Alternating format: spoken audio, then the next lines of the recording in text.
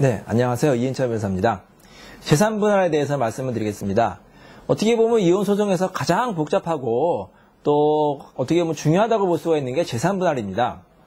재산 분할이라는 것은 어떤 재산이 있을 경우에 이 재산이 부부가 공동으로 형성하거나 유지 관리한 재산이 있을 경우에는 그 기여도에 따라서 이제 분할이 되는 재산을 말합니다. 많은 분들이 위자료라고 알고 계시는데 위자료는 아니고 정확한 법률적인 용어는 재산 분할 청구권입니다. 자, 예를 들어서 부부가 결혼을 했습니다. 남편은 회사원이어서 10년 동안 열심히 일을 했고요. 아내는 또 이제 가정주부로서, 이제 전업주부로서 열심히 남편 내조를 했습니다. 그래서 이 두 부부가 이제 아파트, 3억 원짜리를 하나 조그만 거 마련했고, 또 예금을 1억 원짜리 마련했고, 예금 통장에 한 5천만 원 있을 경우에, 이 경우에는 그 부동산과 예금과 여러 가지 또 재산이 다 재산 분할의 대상이 될 수가 있습니다. 이럴 경우에 아내는 얼마 정도 재산을 받을 수가 있을까요?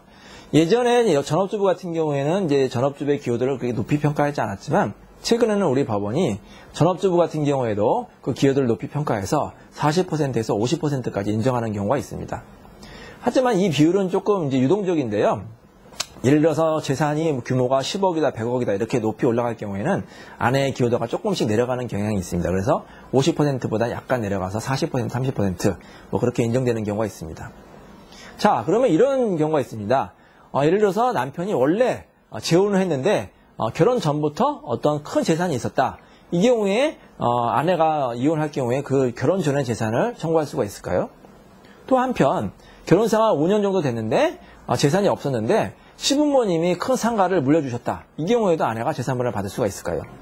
원칙적으로는 이렇게 결혼 전의 재산이나 아니면 시부모님한테 받은 재산은 특유재산이라고 해서 재산분할 대상이 되지가 않습니다. 하지만 예외적으로 이 특유재산 같은 경우에도 아내라든지 상대방이 어느 정도 유지관리의 기여가 있으면 재산분할의 대상이 될 수가 있습니다.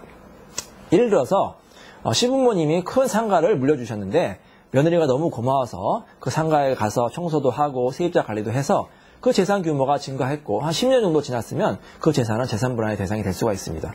그때 재산분할의 기여도는 50%는 너무 많기 때문에 한 30%, 20% 정도 재산분할을 받을 수가 있습니다.